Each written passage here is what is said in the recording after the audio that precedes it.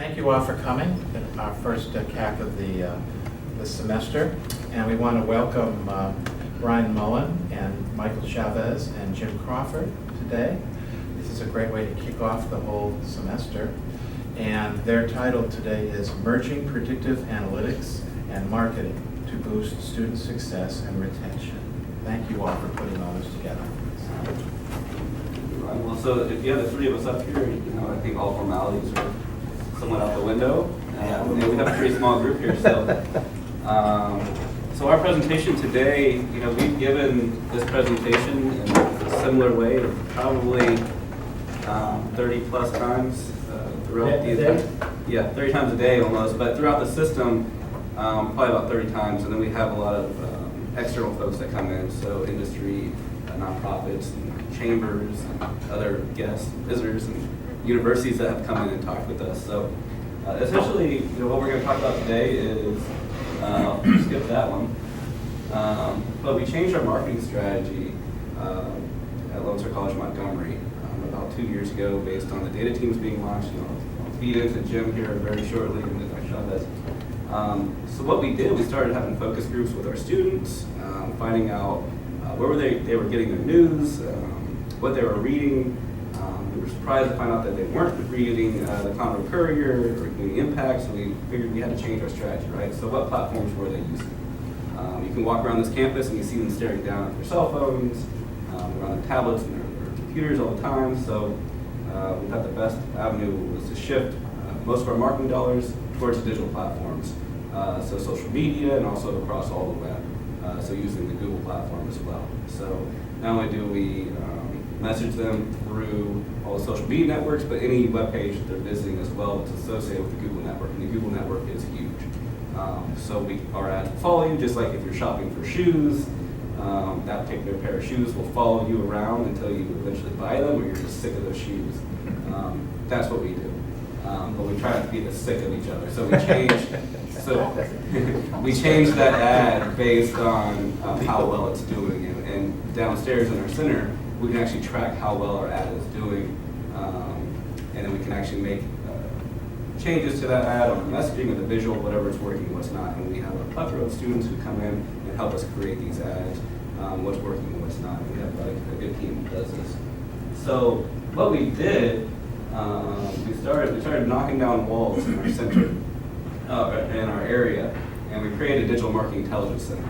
So this is where Jim came in, and I started talking with Jim. I was like, this is kind of what I want. So Jim's team all came down. So Lindsay first knocked down all the walls and then created these monitors up there. So I looked kind of like a crazy person at first. I don't think a lot of people knew what the plan was. I just wanted to watch Price is Right at 10 o'clock in the morning. But there was more to it. And so I don't know if you want to get into the technology that's in that. Well, and the technology is not hard, but there are several large corporations that they had seen waning sales, and their marketing people and their executives are all trying to figure out what the heck is going on. And then this one crazy guy decided that he was going to take a social media group and merge them with the help desk. And so they cleared out this big space. That's why when Brian says, like, yeah, I've heard of this. And they have huge monitors and screens, and when a help desk call would come in, they would either pass that directly off to marketing or directly off to the engineers, so that if there was a problem with a piece of equipment, they could get it addressed quickly. But on the social media part of it, they had people monitoring, and so Dr. Chavez, he bought that LG refrigerator, and he doesn't like the way the ice comes out of the ice maker, and they'd get a flag. And so Brian, right, you can monitor the social media for comments about Lone Star Montgomery. And so when Brian came to us, he says, yeah, this is not hard. This is not hard. So the technology, I think the total bill, what did we come up with on a you have a yeah. And that's for the 6-screen one. Yours is Mine was about 8. yeah.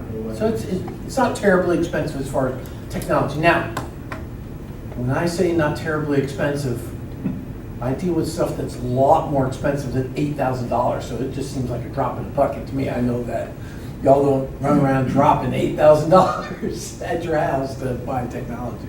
So when you Well, compare. but Yeah. you should point out that in shifting dollars from print to digital, Yeah, so when you compare, it's like, so when we went from counter couriers, which you're spending about anywhere from $2,500 to $10,000 for an ad, that may run for a week or a little longer.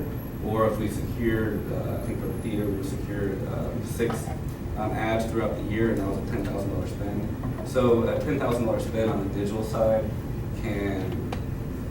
we can go crazy, $10,000. So last year alone, we spent $40,000 on the digital space, and it brings a lot of the data from everything that we did, but we're going to highlight a few campaigns that we did last year. And we can show you how one campaign, if we put $100 into that campaign, the ROI on that campaign. So taking the money out of neighborhood community magazines and things that we found our students were not paying particular attention to, and working on parent communication now as well. But shifting that money over to the digital space allowed us to create a space where we can actually monitor everything that's being said about Lone Star College Montgomery online. So not just social media, but across every web page there is. So if there's ever a mention of Montgomery, and we had to do, it took us a couple months to develop the search criteria to do that. But anytime someone mentions us in some way, shape, or fashion, it's gonna flag us. And then when we have the opportunity to hit engage and go right directly to that web page or that social media account, whatever it is, and change that conversation if it's something negative. And so with that, we can actually we have a sentiment filter on our brand monitoring software. So if we turn it all the way negative, we're only going to see everything that's negative that pops up about Lone Star College Montgomery. And most of the negative comments are dealing with government-related activities. So if it's financial aid or anything to do with the business office, disabilities, that's really where we get the brunt of all of our complaints. So we can actually get in there and change that conversation, put them in the right touch, and we work with Dr. Chavez and his group about who we should put them in touch with. So we try to change that conversation as quickly as we can. But a lot of people just go on rants on social media as well. So there's a balance between crazy and what we can work with. So we don't really want to dive into the crazy. If they just hate us, and let us hate us all you need to. But there's no way we can dive in. That's just one component of what we do in there. Hey, Brian, can I ask a quick question, just back just a second? You said you'd done focus groups with the students to sort of determine what are the better mediums, and you shifted towards digital. Yeah. I'm wondering how much that may have affected, and you pulled out of print mediums. I'm assuming a lot of the parents in our community are probably more tuned to the print mediums than the digital. Did we notice any sort of a tick in either direction with sort of parent interactions? So we pulled out of this almost 2 years ago, Okay. out of all the print. So we were still doing some chamber print material, but then we also focus on System Office, who does a lot of community impact advertising that we communicate with, and there's some Dr. Riley. We do messaging from the president that goes into community impact. We still will do a Conroe Courier ad for like Wildlife Expo, whatever it might be. And I think we did something for the writers group this past year. Yeah. So there are some different mediums where we actually will go to print because we know that there's a different audience that we'll be attracted to. But we do find that a lot with our parent communication, they're on Facebook. Parents actually seem to be more on Facebook than our students are. So they're gearing more towards the Instagram, Twitter, and Snapchat route as well. So, but we also, beyond social media, we're on every web page that they might hit up. So we cover all those demographics on the Google platforms.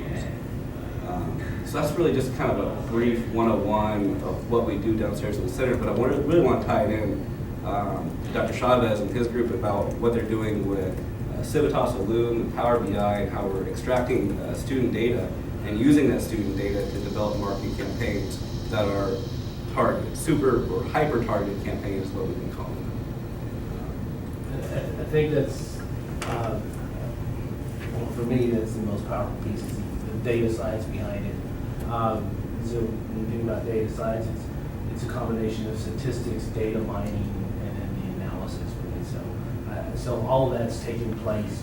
When we are asked, when we're looking at enrollment or when we're looking at retention, it's not a shotgun approach. We go in and mine the data, if we wanted to target students within zip, because we know that students who are more likely to attend our campus and are more successful are those that live within an 18-mile radius. And so in order to do that, then we extract the data from our student information system. When extracting the data, then there's just some analysis to determine the distance from campus to their zip code. So now we have a zip code analysis of how far students are coming.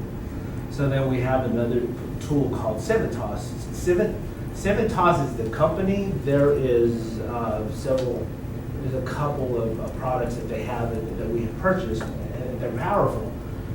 We have Civitas Illum. Is my favorite, and Civitas will predict students' persistence. It does not predict success. All it is just a regression analysis showing a p-value. And if the p-value is less than 0.05, then it's significant. That's what's in terms of persistence. So your Y's always, did they persist from this semester to this semester, or from fall to fall? And then everything else around it is just the additional variables. And so all the information that's dumped into our student information system, which from their address to their grades to TSI scores, all that information is being evaluated. And so then I look at students that want, for an example would be, I want to see students within a 15-mile radius or a 10-mile radius that were here in the spring but haven't registered in the fall. And how can I contact them? And so then that takes other data mining, where then I have to extract all the students that are enrolled and then compare to those that aren't enrolled and then target those students. And so that's my Disneyland where I like to play. And then the cool thing about it is It's not like Disneyland, so don't let them fool you. So then the next, so then, but it's all connected. And I think that's the beauty behind it, is that, so now I go to Brian, I was like, Brian, check this out, can we do something with it? And so what we can do through social media is, instead of doing a video or a paper ad or anything and just blast it everywhere, going to people that you don't want it to go to, we're hyper selective in who we are targeting. And it's only that specific group. We've even gotten, or Sam's been told by Facebook, is like, you are really hyper targeting a specific audience, because we were looking at Hispanic populations in the Conroe area that would be inclined to take workforce programs. And so I think he kind of like, you can't be that specific. But that's how specific, and so then that list gets to Brian, and then Brian starts looking at, he works with his team. He's like, well, we're gonna do this launch, and we're gonna do this campaign. We know video work for these groups. And so the interesting thing is that we always get a high return rate. If you're in business and marketing, you always look at the return rate, and it's always, if it's even high one digits, like 9%, that's high for businesses.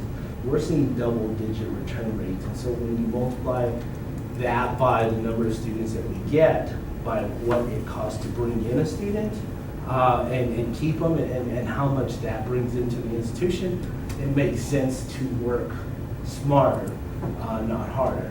And so we're accessing all the tools that we can. And then, so we're doing all this stuff, and then Power BI comes onto the scene, and Power BI is just this amazing tool that everything that we can do, now we can visualize it into this nice graph. And so we can keep track of it. And that's where we go to Brian's area, is like, hey, let's track this campaign. How many hits did we get? How many engagements did we get? And it works, and we learn from that experience. Is, well, this one didn't do as well, or this one did. And so your class is a prime example of that. I think we'll talk about it a little bit, but how we became just aware of, we kind of develop personas of who we want to go for. So there's an analysis called K-means analysis where you then identify different personalities. So it segments the students into different personalities. Based on those personalities, then they will require a different nudge, right? So students that are least likely to persist, they probably need more high touch, where you need a phone call, you have an advisor contact them. Students that are students that are least likely to persist need high touch. Students that are highly likely to persist, those students are going to need just a text message. So not only are we using social media, but we're also engaging students through texting and through emails. And one of the key words he said there was that we aren't using a shotgun approach. And so what he means by that, so we buy an ad in the Concord community pack, we say registration starts November 5th. Okay, that's one message, that's one visual that goes out to thousands and thousands of people. So instead of that one ad that goes out, we actually run between 10 and 40 campaigns on any given day. And so with all the segmenting analysis, so we know of students who are gonna persist to the spring, we're actually do a campaign based on their financial aid and what they need, or if it's a tutoring thing, so we can actually base this out per student. So we do campaigns from 10 students to 20,000 students, whatever it might be. So what I'm just trying to say is the shotgun approach is like putting up a billboard or something like that, or a TV commercial that's kind of a one-size-fits-all type of thing. And we really let system office put the big bucks into the branding of that. So all those billboards that you see, the TV commercials, for general branding, that is system office putting the big bucks in there. And we don't have the budget to do that. So what we do is we try and utilize our budget wisely to work with segmenting populations and delivering visuals and messaging that relates to that particular student. So what you'll see here is even when you log into the My Lone Star portal, we can actually pull student data and find out which students we want to, and we'll touch on this in just a minute, but say there's 300 students that we want to target for a tutoring campaign. We can actually have in My Lone Star, when they log in, they're going to see our ad about the tutoring and that. And only those students can see it. It's not going to go to everybody that opens it up. And same with the Lone Star College mobile app. We can target students to receive a certain message, so from one student to thousands of students, whatever we want to do. And that's the very same way of how we work on social media and through the Google network as well. So we can actually pull in student data.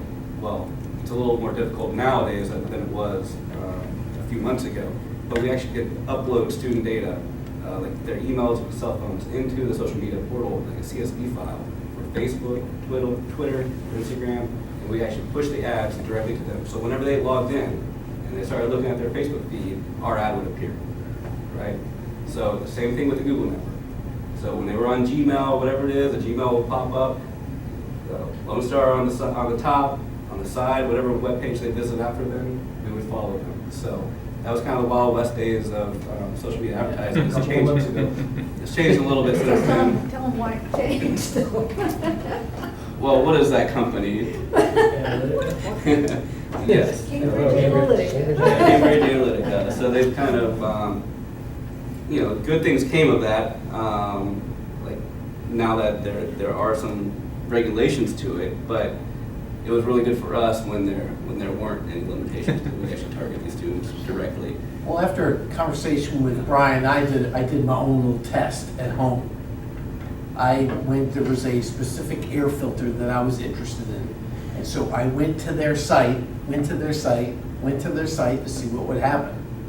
And then now, when I open YouTube, it's at the bottom of YouTube, I'm like, okay. I open up Gmail, it's on Gmail. When I open up my Home Depot app, that's one of the things that pops up, is because I went to their site. And so that's called gritty analysis, and it started with Google. We're getting really close to doing that, and so it's evolved to now like association rule mining, or it's called cluster analysis. And so we can do that with courses. I need to look at the results, because I was doing a presentation at Tom Bottom, and the president asked, have you ever thought of students that take English 1301 to nudge them and see if they'll take 1302? I did it, but now I just got it, because we've done hundreds of campaigns now, going back and to see what the result is. And that was that wasn't as sophisticated as what gritty analysis is, but now, getting student information, getting the courses that they take, we know if a student takes English 1301, their predictability of them taking history 1301 is high. So now we can then identify those students that are taking English that haven't taken history within that semester, and then we're gonna start nudging those students. It's like, it's sort of like when you go to Amazon, it's like people that bought this book also bought this book. So that's kind of where we're headed. So, again, we've done, probably in the last 2 years, I would say easily 400 campaigns. I'd say that's pretty good. So we'll just highlight 3 that are kind of very broad in spectrum, just to kind of give you a kind of a brief overview of what we do. And Ron is featured in the... Can I do a shameless plug right now? Sure. So Data Camp is on Friday. There you go. If you want to know more about the campaigns that we're doing, Yeah. Data Camp. Yeah, so Ron is one of these campaigns that we'll highlight as well, so you guys feel free to get ideas, and then I'm always open. So I think it came with Ron, you just came to my office one day and said, my class has 0, but we'll talk about that in a second. I don't think that's the first one. Okay, so this was a What's Your Excuse campaign. So this was 3 days before the spring registration. It was actually Dr. Chavez comes in and says, hey, we have 1,000 students, and he segmented the population because he finds success rates of students who are within a 15-mile radius. So he targeted 1,000 students that we found that were within a certain radius of us, that had a high GPA, that financial aid was in. There was really no excuse for them not to be enrolled for the spring semester. So our group ran a What's Your Excuse campaign. This ran across the digital media channels I mentioned earlier, about so Facebook, Twitter, Instagram. We also did some Snapchat with it as well, and then the Google campaign. And we spent $238 on this campaign. So you'll see that we had a 22.6% yield. So 226 registered in the first 3 days of this campaign. So look at the financial yield of that. That's almost $1 million. So spending $238 on that ad, that's a pretty nice conversion rate. So it's a very simple thing. So that's not something that we could actually put in the Conroe Courier or anything like that. That would be, this was a campaign we developed, came up with, and I think from the idea to development and implementation was about a 2 to 3 day process. So boom, and then 3 days later we had a return. So that's the beauty of digital marketing for us. This is a Finish Strong campaign, so this was one of our very first, well, it was our first digital marketing campaign with dealing with tutoring. So that Chavez group came up with, I think we worked with the faculty as far as... So we were able to, when Deirdre was here, she, and working with the math folks, developmental ed math folks, identify students that were possibly failing would be failing. And so they surveyed the instructors, and they gave us student IDs. And so from those student IDs, we were able to break it down and be very specific in who we were targeting. And so we were trying to get them into tutoring to prevent them from dropping or failing in class. And we did a little something different with this campaign. It's the first time we actually utilized OTS as far as the system office, as far as, because they have control of the online portal and the mobile app. So this is the first time we actually had them build out what they could as far as having that customized portal for these 306 students. Once they logged in, they saw that orange ad. So just those 306 students saw that. And when you click it, they got more information about visiting the tutoring center. And the nudges always, we always want to be positive in that. So we don't say, hey, you suck at math. We want to say, you're almost there, you're going to finish strong, whatever it might be. So it took them almost 2 weeks to build that out. OTS did. We were trying to beat the drop date. Yes. But so OTS has challenged us, and we can have a quick turnaround time. And I think for the first time doing it, it was a quick turnaround. They're faster now. Yeah, but now we can turn around. I think it's a 3-day build now. But it was also the first time, and we were the first campus to implement this, and then also with the mobile app. These students, these 306 students, got a push notification on their phone and also on their computers whenever they logged into My Lone Star or whatever it might have been. We also had a beacon set up, or some geofencing set up around building app. So when these students, these 306 students walk by, if they had the app downloaded, they would also get a ding about, hey, you're near the tutoring center for math. Sort of like when you go, if you guys go to Market Square trying to get onto the Wi-Fi, and you get an email, it says, here are the coupons to go to these stores, it's no different. So you can see from the campaign, we impacted 26 students. 26 of 306 doesn't sound like a lot, but 26 students were impacted by this, and I think you also have retention or persistence rates from those 26 students. Is that right? We do, but I wouldn't, I could not. Oh, I thought you had found something about those 26. So there's a little bit of a backstory to this. We worked together to Shanghai my boss. Yeah. We were having a meeting and he was swinging by and I said, hey, would you like to see the Digital Media Information Center? And he said, sure. Dr. Riley was in on it, Dr. Chavez and Brian, and as soon as I got him in there, all the doors were blocked and he got a presentation. But that helped out because they really didn't know what they had, what they were doing. They had AIR, all the analytic stuff. They were doing stuff with that, but there was actual customer needs that they could address. They just needed to be able to see it. Well, and that's when your boss, Link Alander, said, hey, why don't we use the portal as part of geofencing? He actually- So that's where that was, it's like, really? And so we're the first, I think so far. We're the only ones Yep. doing it. But so technology, so any marketing department that I've been in, and my colleagues across other industries, technology is always something that holds us back from doing what we can do. We always have these great ideas, but technology costs money.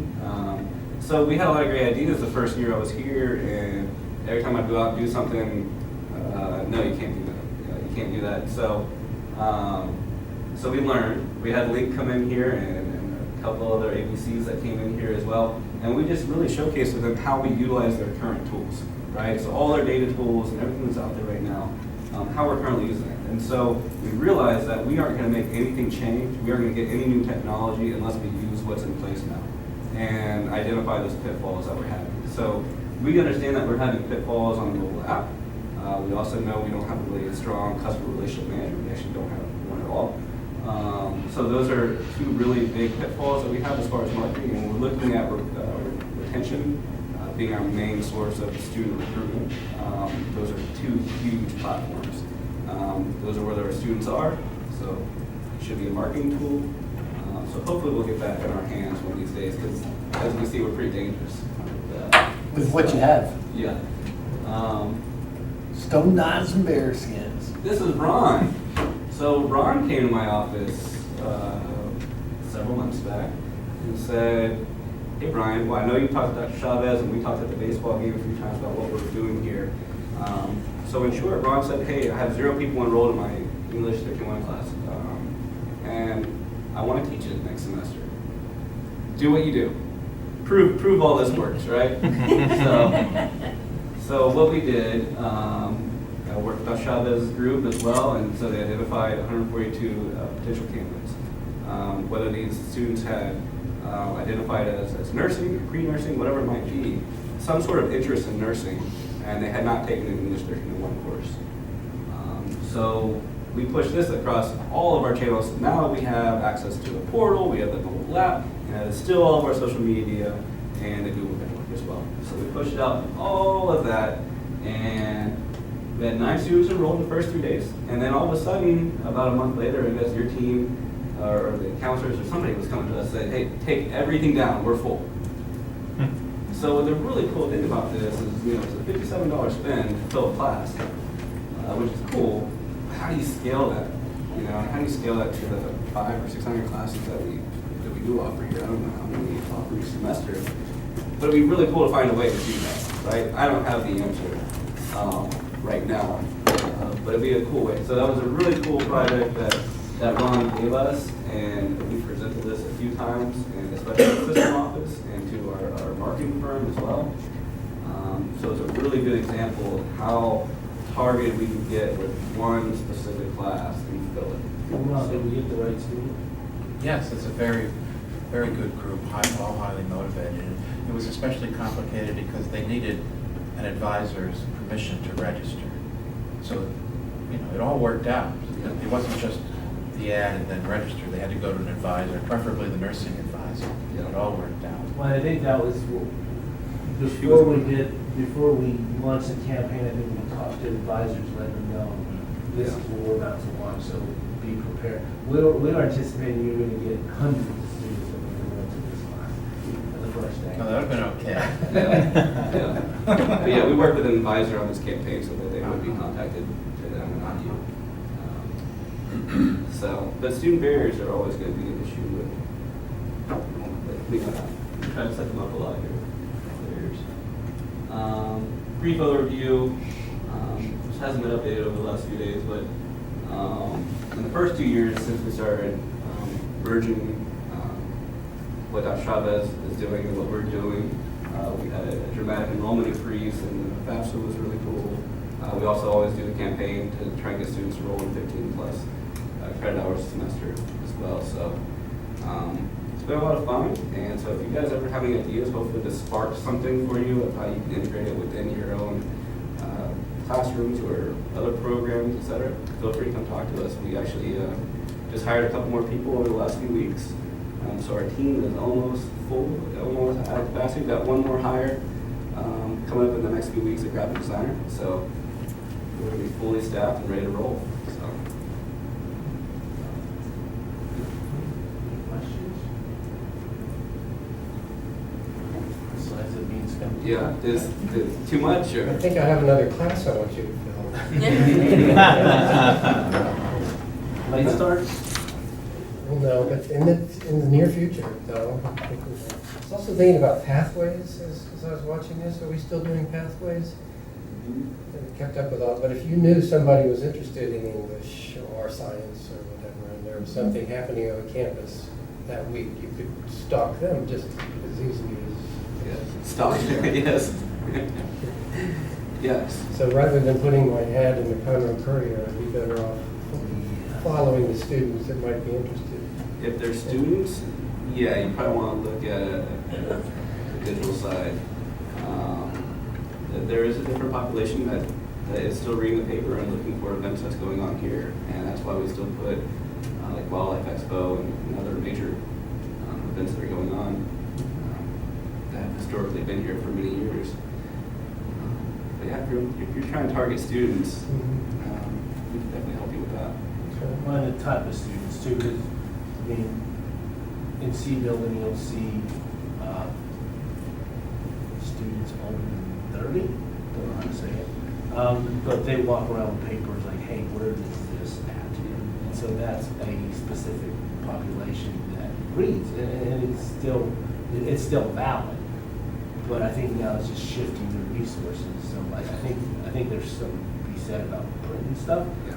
But depending on your audience, the majority of our students are, the average age is 23, so just have that in mind when you're looking at film classes. That's how we get away around HR now, calling you old. We just say you don't fit that demographic. That's what Sam said to me one day. You don't fit that demographic for Instagram. Thanks, Sam.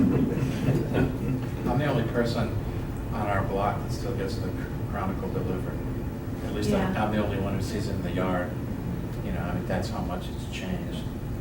But nevertheless, especially for community college, there are lots of people, older people, who we don't want to leave out because they're not looking at the ads on What's interesting is we have the all group in. They're moving away from it. Sorry, I don't forget. The all group stands for adult. Academy for Okay, Lifelong and, okay, I want to make sure I have y'all. Okay, so y'all know more than I do. So we had them down in our center. I think it was probably 3 or 4 months ago, and they all happened to be on Facebook. So we were just sharing kind of what we do. We thought it would kind of go over their head or they wouldn't really care, but they were so intrigued by what we were doing, that they started incorporating themselves. So our team helped train the all folks, the 3 that were in charge of how to target potential members and the current members, building their own Facebook page, and not really going beyond Facebook because their audience was all on Facebook. But that's how they started to recruit new members, is through Facebook. So they've been doing ads with our help. So we've guess given- how many more members they have this year than last year? Oh, I don't even know. 200. Well, there you go. So they've built themselves quite a community on Facebook. And that's only been the last couple months. But That's just the elementary level of digital. yeah, I mean, it's because it's so simple to do demographics in general, especially because you can do within 10 miles of our campus and a certain age group, and boom, there's your audience. So you can go 2 miles, 20 miles, 1,000 miles, whatever you want to do. How would you suggest a faculty member approach you now if they want some help with a program or a course? Just come see you or send you an email? So, yes, you can send an email or message me, but you can also put in a marketing request. So we have a marketing request system, so if you just go to our actually, if you go down, if you're on our homepage, you'll see marketing resources. It's a 6 box. Can you So show it to do- me? Oh, yeah. I can do that, huh? This is different from JAR. No, this is It's very- it's visual learning. Find it. Visual learning. Yes, that's me. I'm with you.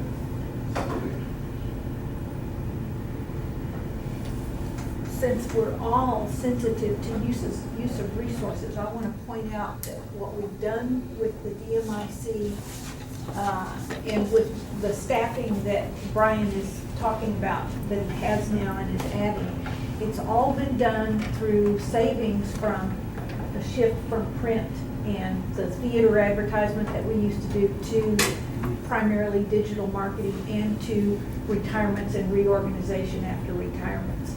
So his budget is actually, I'm so sorry, smaller now than it was last year. Because he did such a good job of saving money, you know, More but efficient. he's also getting to build out the department so that it's really holistic services as well. We'll survive. We'll survive. We'll be okay. Well, and now it's a standard. I took some of his money and put it in tutoring, that's what I did. So Yeah, so we actually held a lot of system office folks and then every other campus, except for one campus, but every other campus has been over here to look at our center and talk about Chavez and myself, and now especially Jen's group as well, because now the chancellor or vice chancellor, I don't know whose decision it was, but it was to incorporate what we have at every campus throughout the system. So would you like that backstory? So I know that backstory as well. Feel free. So we hijacked Link. He came over. He was very impressed. They talk about collaboration a lot at the system office, and he was very intrigued about how a group, not just seeing the digital marketing part of it, but that a group of people could stand around and discuss what they're looking at. You know, they're looking at this data and brainstorm. Later on, Janu got the chancellor to come over and see the marketing center, and Brian did his presentation. You were there for that? And the chancellor was intrigued as well. One day, the chancellor and Link went out to lunch.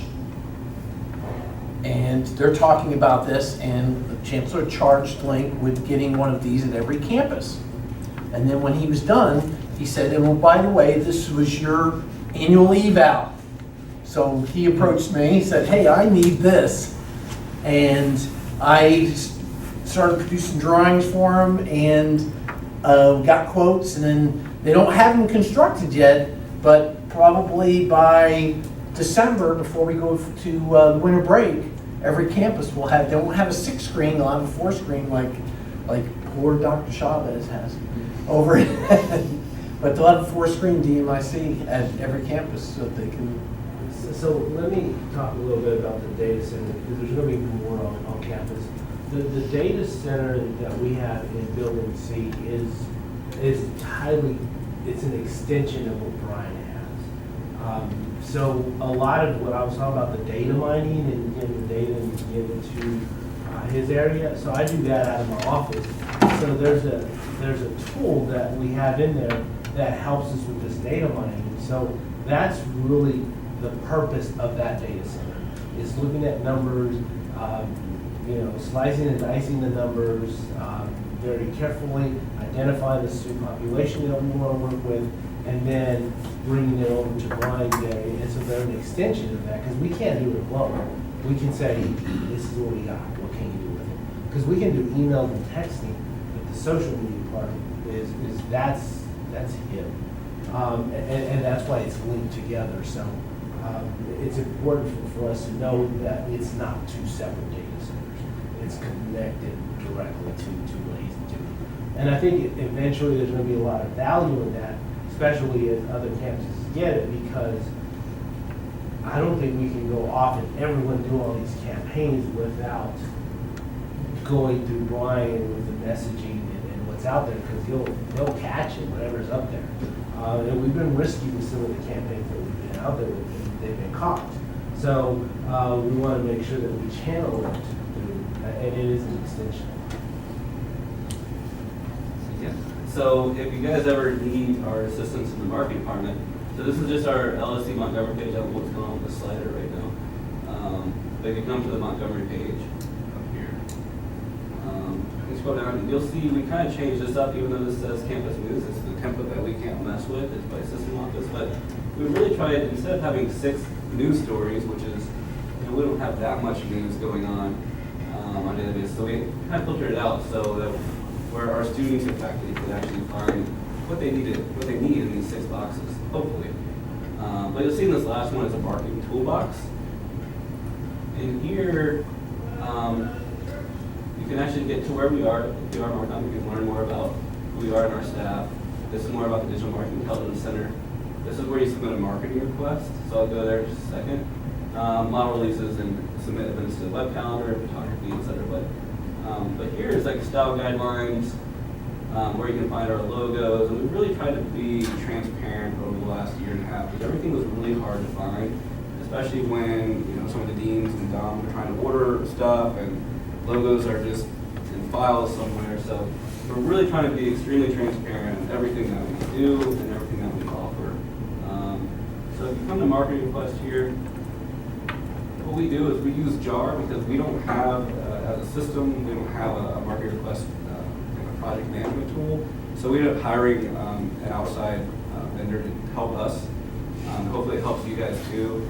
Basically what it is, when you submit a marketing request, everything is saved within that project request. So emails, everything, so we put files in there and everything, so we communicate with you through that. You can actually respond in your email and it actually filters into the JAR platform. So it's actually we've had it now for almost a year, and in the last year, now we've had it for almost 12 months, we have 1,100 marketing requests that we have fulfilled. So that shows you kind of how busy we are. I think we've been a lot busier since we've kind of moved to the digital marketing thing as well, because if we're running 10 to 40 campaigns a day, that adds up. On top of everything that you're seeing as far as the electronic posters, bathroom ads, everything else that we're doing. But I won't be able to log into JAR from this computer. I probably could, but this is where you would do your sign-in. So if you don't already have access, you can shoot either myself or Brandy or Marley or April an email to say, add me. We'll add you to it, and all of a sudden you have access to it. All you do is you log in, and it's drop-down boxes, right? Ron uses it too. Even I can do it. Ron submitted like 5 requests last week or earlier this week. Right, I was over the top. Yeah, so, I mean, it's just drop-down boxes. And then what we do within there, we assign you to a specific person that's going to work on that project, and you're communicating with them.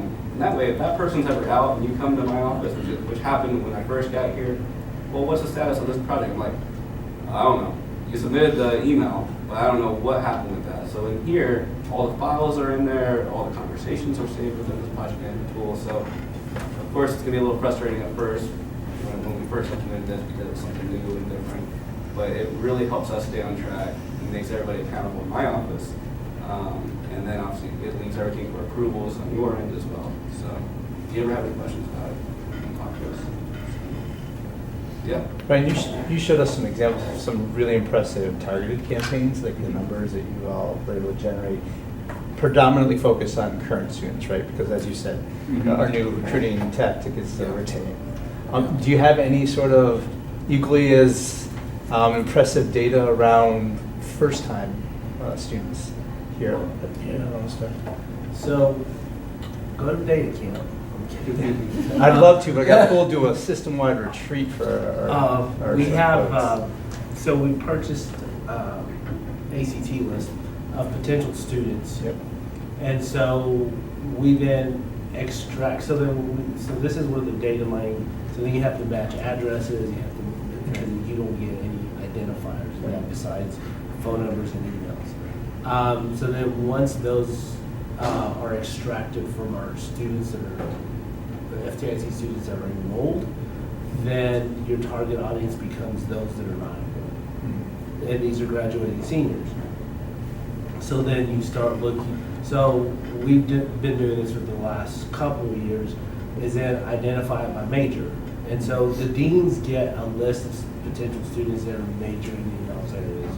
And so then what we do on our end is then identify the students and then figure out what type of messaging we're gonna get.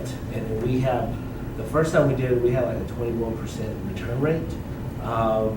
We targeted, I think it was like 1,500 students, and so there was 20% of those students that we targeted, they actually enrolled on our campus.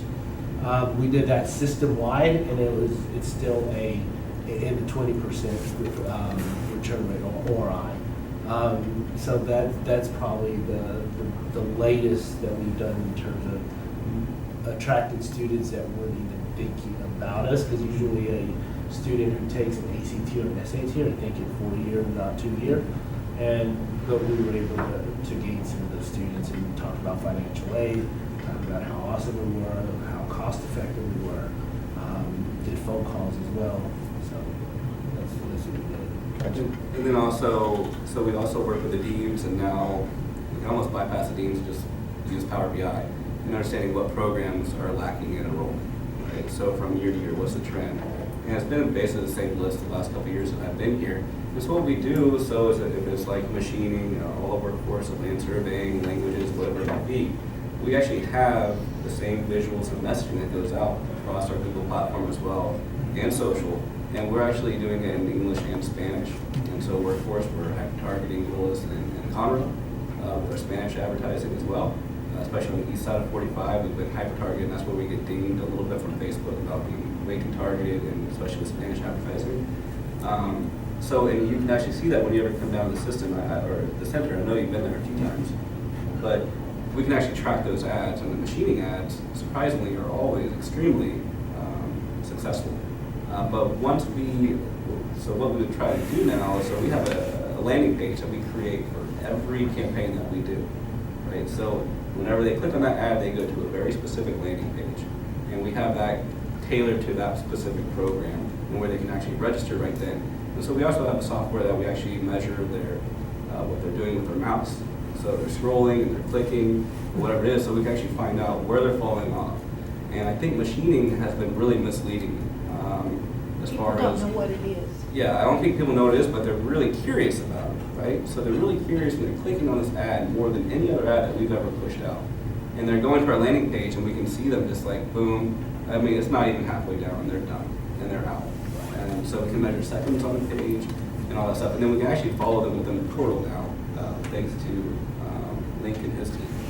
So we're not limited to only our students. We are doing advertising. That's why, so during registration time, we're up nearly 60 campaigns on any given day. But once registration's over, we're between like 10 and 40, based on what's going on. But all those campaigns are still going on for almost every program that we have. You know, nursing doesn't need assistance, but every program that needs help, we're gonna help out. You will need to build your program. Absolutely. Yeah. I have a couple more kids, Yeah. so we may want to. Yeah, Yeah. absolutely.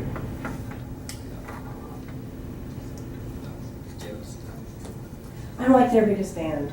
Wow. Jana was a huge advocate for us for getting the chancellor here as well.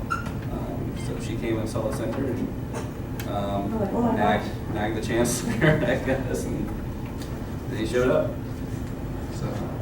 That she probably would like to sequence DNA on those monitors, right? Yes. I mean, the only thing that, I know I just walked in, and I'm sure you guys have already talked about, just the precision with which you can target, because I know my students, if I only need to send out an email to 3 of them, I can just click on the 3 that I need, right? And we are so fatigued by all these silly messages that silly faculty senate president sends out to everybody. So, yeah, so targeting would be. When you were first down talking to us in there, in the center, I remember you looking at the screen, because we have a Hootsuite up that actually, it's just a rolling traffic of everything that's on social media, and people tag us and whatever.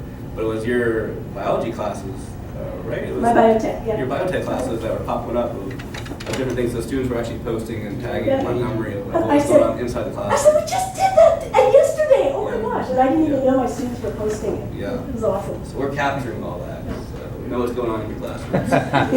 Well, because they're telling us. Yeah. And that's always a good thing, because they, more than not, they're always posting the good stuff that you guys do in the classrooms. And to James' point, I just wanted to point out, I love, good to see it. I love the fact that precision not only gives me as a consumer something that I'm actually interested in, but it also helps prevent some of the mucky muck that you were Yes. talking about from getting that. So it reduces that sort of saturation effect, right? Anytime they see something from Lone Star, they're just going to be like, oh gosh, here we go again, and they're going to ignore it. But now if suddenly it's something interesting to me and more interested over time, So it's going to make me, Very it's going to be make Well, it more likely to. anytime we present this, that's always the first question, is like, aren't students getting tired of all those emails? I was like, no, because they're not all They're going not to reading all them. the students. The emails that they're getting they're going to a specific group who need that, and that becomes more, like you said, more pertinent to them, and they respond. And I think that's why we get a high response rate, because they know it's something that they need. Right. And we took the time to filter out a lot of this stuff, Right. and now we're sending a message specifically to them. That's great. So they get all excited about the toys and about the data and all of that stuff. But from my point of view, I want to tell you just a couple of things that I'm really so excited about this because of. And one is the creation of the data team that led eventually to the Digital Marketing Center involved so much cross-collaboration. It involved the academic, people from academic departments, it involved student services, it involved marketing, it involved faculty, administrators, staff, everybody. It's people that did never talk to each other very much before. And now they talk to each other all the time. In fact, we even had put in a coffee bar downstairs so that people could go get coffee while they're talking. And and by the way, it's right downstairs. Anytime you want to come by and visit, that's what it's for. We were lobbying for margaritas. Non-alcoholic, right? So the cross-collaboration was the first thing that really helped me. I didn't take any convincing, but really made me want to support these efforts. The second one is more and more they're involving students. They started with students, student focus groups, but more and more our ads and campaigns are being created and performed and put out there by students. So if students can work in the marketing department, either as interns or just come and go for a few days, but we're starting a weekly Montgomery or Maverick News series that students are doing. So there's more and more student involvement in the messaging itself, which I love. And then the last thing is, we've got the low-hanging fruit down at this point. So at this point, the opportunity is to become more and more strategic about how our communication is used. And so the challenge at this point is to make it more and more effective for student success. It's very effective already for student recruiting and enrollment. It's very effective for targeted interventions like you need tutoring, here's how to get it. It's very effective for students who do things like get their financial aid but don't enroll, things like that. But we have an opportunity to really broaden this and make it effective for student success. Completion of a course, access for services, persistence to the next semester, and therefore completion. Onto the goal. Students actually reaching their goals. So one of the ways that I think that will happen is the more people who know about the potential here, we want to overload the hell out of those people. Well, You heard it here. You heard it. But at the same time, we're replicating that center in other places around the campus, so we'll be able to replicate services around the campus. And so let your creative juices just sort of go, because there'll be a data center near you in the near future. And we want more and more people to play with it. The coolest thing about this is you go down in their suite down there, everybody's playing. The music is on, we're standing up, nobody's hunched over, nobody's frowning. They're playing with this, they're working hard, but there's such an element of play with this that I think really brings out the creativity as well. And we need more of that in terms of how we approach our students and what what's meaningful to them. I So think take advantage. It's just a moment of real paradigm shift. For example, when Apple computers were first being available in colleges, they would give you an Apple computer and suggest you take it home and play with it, right? Mhm. So that you can see how you might use it. And now this is the next step. I mean, there have been a lot of little steps along the way, but this is a major shift. The data center near you, come on in and play, Yeah, so you exactly. can market your course better or whatever. You can't break it, so come on in and play. Ron, isn't that what you did with your English class? Yeah. Well, I had the issue, but they Yes. did it. The Yeah, magicians we highlighted are it. here. But what's important, and I always say this, is like you saw the number and it didn't have any students, but it's what you do with that number. And I think that's always important, is having access to that information. And I think that's where we come, is we have that information. Let us help you. And I just misspoke when I said the magicians are up here. It's not magic, and you're showing that, and the more we all understand that it isn't, and that we can actually learn a little And I bit think about we how to think do it's it harder better. than it is, because they have such amazing resources, and also their backgrounds in what they do.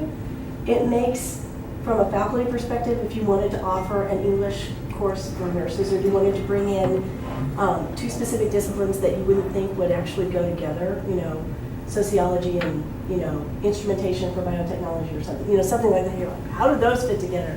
Well, we can start looking at data to build these types of things that There's a create Venn success. diagram everywhere. Yeah. You can always find the common audience. It's everywhere. I think you had a question. I think it was answered when you said, how can we access your services? You showed us how to get that link. I'm interested in a new course that we're going to be bringing out in mathematics called Discrete Math. And we need to find ways to market that to computer science students, right? Because they're It's a right lot like summer. what we would do And so- with quants. This is exactly what we need. Just read Yeah. target some students. There you go. So we just send in the request. Had to be corny there. I have another I'm glad it was question. me first. I know there's a special link within student life or student activities for the student PR director of a club, let's say, to get their poster up. Can a student access JAR and can that same PR director of a club get something on JAR and therefore have the PR in more locations? So Student Life does all the creation, really does all the work for any sort of student clubs and students. So if they send a JAR request, that's when we would put it on our electronic posters or DMS slides. So we have access to all of our. So that has to come from student life, not from the student. So the student should work with Student Life, and then they'll work with us. But those students could come over to the DMIC and they would talk to them. Yeah, and they do. So send students over, we're always happy to have them. So they give us a lot of good ideas.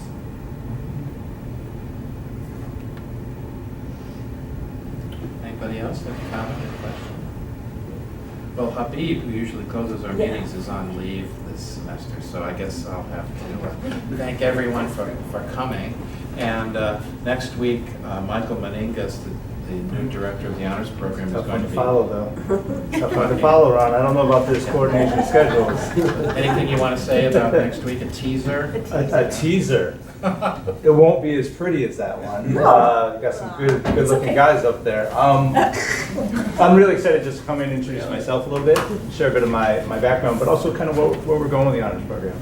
You know, Michael's a very poignant position. You looking to grow the program? Absolutely. And a lot of when I was actually interviewing for the job talked about the potential of Montgomery and the service area in this. And so I'm really keen to tap into folks and learn about this space and how we can do that and how we can serve some of our really high achieving students. So I can share some of the stuff that we're doing from a systems perspective and what we're looking to bring in, and at the same time we're looking to learn and grow with it, because I'm new to the campus and to what's going on. So that gives us an opportunity to leverage a lot of these sorts of things at the same time. So there's a teaser. Let's have a conversation. Well, thank you all for